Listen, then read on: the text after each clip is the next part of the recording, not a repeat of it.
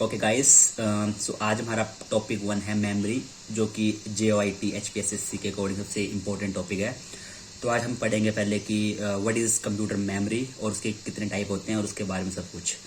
So firstly, what is computer memory and its types. Computer memory is a storage place that is use to store information, जो कि बिल्कुल simple है। मतलब कि computer memory वो memory होती है या वो प्लेस होता है जहाँ पे हम किसी चीज़ को स्टोर करते हैं, मतलब कोई इन्फॉर्मेशन को हम स्टोर करते हैं, उसको हम मेमोरी बोलते हैं। जैसे कि फॉर एग्जांपल, जैसे ह्यूमन ब्रेन होता है एक टाइप से, वो भी एक प्लेस है ह्यूमन बॉडी के अंदर जहाँ पे इन्फॉर्मेशन हमको स्टोर करते हैं अपनी। बस लाइकवाइज कंप्यूटर में भी मेमोरी वैसा ही काम करती है। सो अब कंप्यूटर मेमोरी जो है 2 टाइप होते हैं। सबसे इम्पोर्टेंट ये क्वेश्चन कई बार पेपर में आता है कि कितने टाइप्स की मेमोरी होती है, क्या होता है, मतलब ठीक है। तो सबसे फर्स्ट टाइप की मेमोरी होती है प्राइमरी मेमोरी, और सेकंड होती है हमारी सेकेंडरी मेमोरी। तो सबसे पहले हम डिस्कस करते हैं what is primary memory. Primary memory जो होती है उसको हम मेन मेमोरी भी कह के बुलाते हैं, मतलब। और ये memory that communicate directly with the CPU, और ये ऐसी मेमोरी होती है जो कि कंप्यूटर से डायरेक्टली कम्युनिकेट करती है। और इसके जो फीचर्स वो ये होते हैं कि इसका जो साइज़ होता है वो बहुत लो होता है, और ये फास्ट और बहुत कॉस्टली होती है। अब जैसे कि रैम होती है हमारी, है ना। रैम आपने देखा हो, जैसे 16 GB तक होती है मैक्स, उससे ज़्यादा नहीं होती है। उसी मतलब ये टीवीज़ में नहीं होती है, ये मतलब आपको GB के अंदर मिलेगी। और ये मतलब एक उसका साइज़ होता है, लो ही होता है मतलब।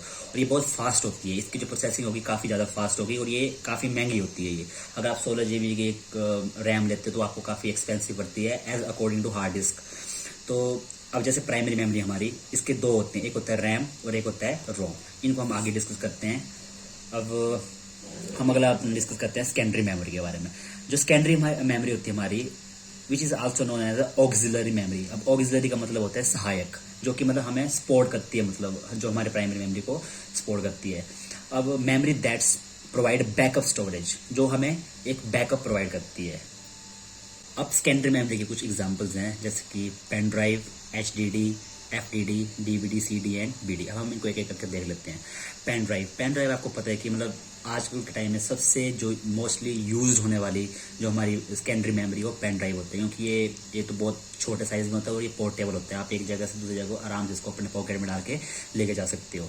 तो जो पेन ड्राइव का मैक्सिमम साइज़ होता है वो 2 GB से लेके 128 GB तक हो चुका है इस प्रेजेंट टाइम में देखा जाए तो। और जो आपके HDD है, हार्ड डिस्क ड्राइव, ये आपको पता है कि कंप्यूटर में सबसे ज़्यादा यूज्ड होने वाली सेकेंडरी मेमोरी है।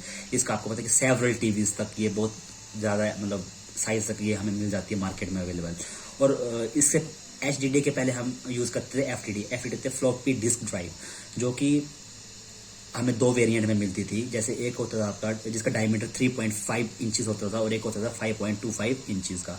इसमें डिफरेंट साइज़ की कैपेसिटी होती थी। जैसे जो 3.5 इंचेस का था वहाँ पे 1.44 MB तक हम स्टोर कर सकते थे, और ये जो 5.25 इंचेस होते वहाँ पे हम 1.2 MB तक स्टोर कर सकते थे। इसका मतलब ये है कि पहले के टाइम में मतलब हमें जो चीज़ों का साइज होता था थोड़ा कम मिलता था, इसलिए हम वहाँ पे कम MB में हम चीज़ों को स्टोर कर पाते थे। और पेपर में बस इसी टाइप से क्वेश्चन आता है कि जो आपका डायमीटर 3.5 इंचेस वाली है उसकी कितनी कैपेसिटी होती थी। इस टाइप से क्वेश्चन पेपर में पूछे जाते हैं। अब अगला हमारा DVD, CD और BD। इनकी फुल फॉर्म आपको पता ही है, digital video disc, compact disc and blu ray disc. इसमें दूसरा सबसे इंपॉर्टेंट है blue ray disc. Blu ray disc का ये होता है कि इसमें जो है आपकी 2 लेयर होती हैं, जैसे राउंड में आपकी 2 लेयर होंगी, और वहाँ पे क्या बोलते हैं आपके 25-25 GB के 2 लेयर होंगी, और ये टोटल 50 GB तक इसकी कैपेसिटी होती है। जैसे कि अपने अभी प्राइमरी और सेकेंडरी मेमोरी में हम डिफरेंस देख ले कि एक्चुअली इन दोनों में क्या डिफरेंस होता है। अब हम डिस्कस करते हैं व्हाट इज़ प्राइमरी मेमोरी, उसके टाइप्स के होते हैं। जैसे मैंने आपको बता दिया कि प्राइमरी मेमोरी जो होती है आपकी एक टाइप से मेन मेमोरी होती है। तो इसके हमें 2 हमें आगे को देखने को मिलते हैं, एक होता है रैम और एक होता है रोम। फर्स्ट हम डिस्कस करते हैं रैम को। तो जो रैम होती है आपकी, उसकी परफॉर्म आप सबको पता है, रैंडम एक्सेस मेमोरी होती है, ठीक है। और ये जो रैम होती है, RAM is a part of CPU। जैसे कि आपको डायरेक्टली क्वेश्चन पेपर में आ सकता है कि which is a part of CPU, which memory is a part of CPU, तो वहाँ पे इसका आंसर होगा रैम, ठीक है। अब सबसे ज़्यादा कन्फ्यूजिंग स्टूडेंट्स को ये लगता है कि वोलेटाइल मेमोरी और नॉन वोलेटाइल मेमोरी, इसमें क्या डिफरेंस होता है। अब मैं आपको बताता हूँ। ये जो आपकी रैम होती है ये एक्चुअली वोलेटाइल मेमोरी होती है। तो पेपर में डायरेक्टली क्वेश्चन वैसे आता है कि which type of memory is volatile in nature, ठीक है। तो आपको बड़े ध्यान से देखना कि वोलेटाइल और नॉन वोलेटाइल में क्या डिफरेंस होता है। वोलेटाइल का मतलब ये होता है कि जैसे कि आपका पावर कट हो गया, मतलब लाइट चलेगी, तो आपकी जो उसके अंदर डाटा होगी वो एकदम से वाइप हो जाएगी, मतलब खत्म हो जाएगी। तो वो होते हैं वोलेटाइल। अब आपको इसको समझने की जरूरत है कि पेपर में क्वेश्चन किस टाइप से आता है। अगर वोलेटाइल से रिलेटेड कोई भी क्वेश्चन आया तो वो आपका रैम होगा, अगर नॉन वोलेटाइल से कोई भी क्वेश्चन आया तो आपका रोम होगा। और आपको जैसे मैंने बताया था कि जो ये रैम होती है ये बहुत फास्ट मेमोरी होती है, मतलब इसमें काफ़ी ये क्विक एक्सेस करती है मतलब ये चीज़ों को, ठीक है। अब जो हमारी रैम होती है वो बेसिकली दो टाइप्स में होती है, एक होती है आपकी एस रैम और एक होती है आपकी डी रैम। इनकी फुल फॉर्म कई बार पेपर में पूछ लेते हैं, तो आपको पता होनी चाहिए। इसकी होती है स्टैटिक रैम और इसकी होती है डायनामिक रैम। स्टैटिक में जो आपकी स्टैटिक रैम है, it doesn't need to be refreshed again and again. इसमें सिर्फ आपने ये डिफरेंस याद रखना है पेपर पॉइंट ऑफ व्यू से कि डी रैम जो होती है उसको आपको बार बार रिफ्रेश करना पड़ता है चीज़ को, कोई भी चीज़ को स्टोर करने के लिए। और ये जो आपका एस रैम होती है इसमें आपको रिफ्रेश करने की कोई ज़रूरत नहीं होती है। सिंपल ये डिफरेंस आता है और इसी टाइप से क्वेश्चन पेपर में पूछा जाता है। अब अगला हमारा है रोम। रोम मैंने आपको बताया कि इसकी फुल फॉर्म होती है रीड ओनली मेमोरी, ठीक है।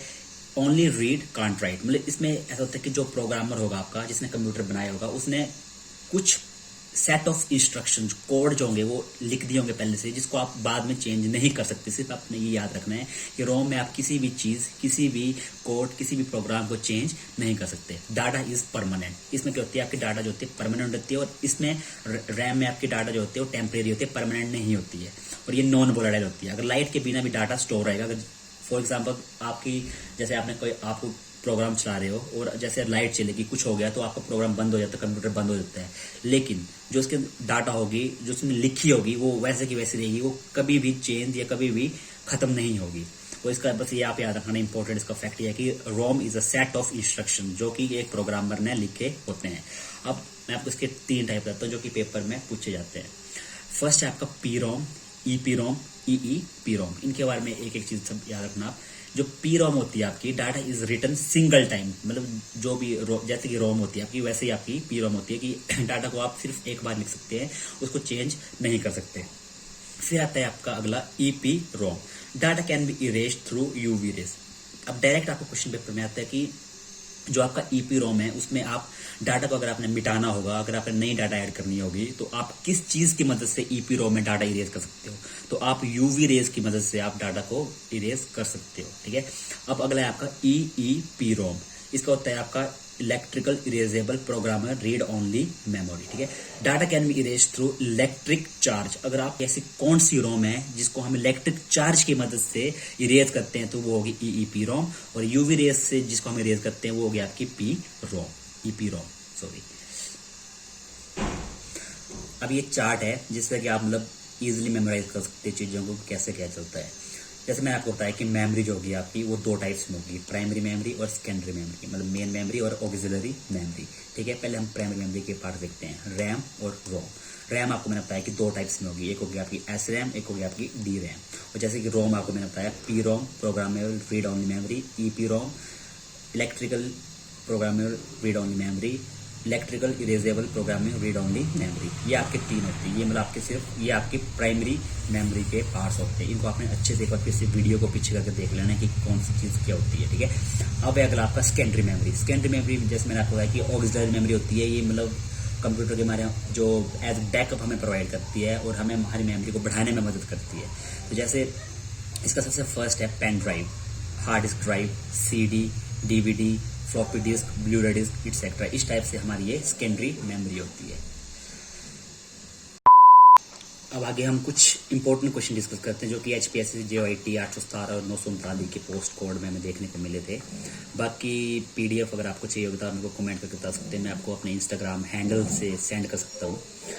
फर्स्ट क्वेश्चन है how many types of computer memory. तो आपको जैसे पता है कि हमारे 2 टाइप की मेमोरी होती है, प्राइमरी और सेकेंडरी, तो 2 इसका आंसर होगा। स्टोरेज विच स्टोर और retain data after power off. जैसे मैंने आपको बताया था पेपर में क्वेश्चन आपको किसी भी टाइप से आ सकता है, तो आपको पूरी नॉलेज होना बहुत जरूरी है। जैसे इसमें क्वेश्चन पूछा है कि ऐसी कौन सी स्टोरेज डिवाइस है जो कि पावर ऑफ होने के बाद भी अपने डाटा को रिटेन करती है। रिटेन का मतलब होता है कि उसको अपने पास रखती है। तो उसका आंसर होगा नॉन वोलेटाइल। जैसे मैं आपको डायरेक्टली बोला था कि अगर नॉन वोलेटाइल से क्वेश्चन है तो रोम होगा, अगर वोलेटाइल होगा तो आपका रैम होगा। तो आपने इन क्वेश्चन को अपने दिमाग में रखना है। नेक्स्ट क्वेश्चन हमारा, which of the memory not need to be refresh. जैसे मैंने आपको बताया था कि हमारा दो टाइप रैम होती है, एक होती है एस रैम, एक होती है आपकी डी रैम। तो जो एस रैम होती है उसको आपको बार बार रिफ्रेश करने की जरूरत नहीं होती है, और डी रैम में आपको जरूरत होती है उसको बार बार रिफ्रेश करने की। तो आपने हर क्वेश्चन को ढंग से पढ़ना है एक बार। नेक्स्ट हमारा, C D ROM stands for, तो इसकी फुल फॉर्म होती है compact disc read only memory. The memory which is outmost accessible to the processor. इसका क्वेश्चन होता है कि कौन सी मेमोरी है जो कि प्रोसेसर के सबसे नजदीक या सबसे ज्यादा एक्सेसिबल होती है, वो होती है आपकी कैश मेमोरी।